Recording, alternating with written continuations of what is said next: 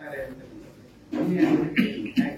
ಈಗ ಮುಖಾಮುಖ ಆಗಿದ್ರೆ ಬರೀ ಮುಖ ಇಟ್ಕೊಂಡು ಹೊರಟ್ಬಿಟ್ರೆ ಮುಂದೆ ಅಲ್ಲ ಪಕ್ಷಕ್ಕೆ ಸೇರಿದ್ದಾರೆ.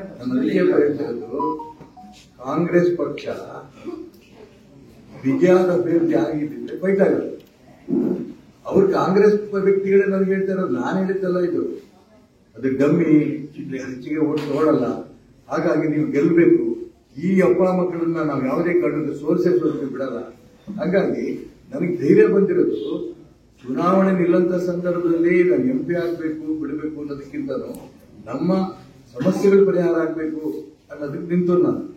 ಈಗ ಗೆಲ್ಲಂತ ವಾತಾವರಣ ಹೇಗೆ ಬಂದಿದೆ ಅಂದ್ರೆ, ಕಾಂಗ್ರೆಸ್ ನಲ್ಲಿರುವಂತಹ ವ್ಯಕ್ತಿಗಳೇ ನನಗೆ ಸ್ಫೂರ್ತಿ ಕೊಡ್ತಾ ಇದ್ದಾರೆ, ನಾವು ನಿಮ್ಗೆ ಓಟ್ ಕೊಡ್ತೀವಿ, ಅನುಕೂಲ ಅಂತ ಹೇಳ್ತಿರೋದು. ಅವ್ರು ಡಮ್ಮಿ ಆಗಿದ್ದು ನಮ್ಗೆ ಅನುಕೂಲ, ಇವ್ರು ಸೋಲ್ಸೋದಕ್ಕೆ ನಮ್ಗೆ ಅನುಕೂಲ.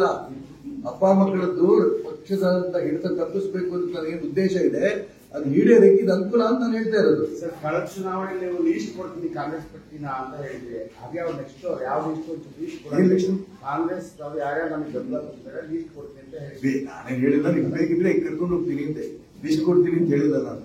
ಉದಾಹರಣೆಗೆ ಭದ್ರಾವತಿ ಸಾರ್ವಜನಿಕ ಸಭೆ, ಕಾಂಗ್ರೆಸ್ ಲೀಡರ್ ತ್ಯಾಗರಾಜ್ ನನ್ನ ಎದುರಿಗೆ ಬಂದು ಸಭೆಯಲ್ಲಿ ಭಾಷಣ ಮಾಡಿದ್ರು.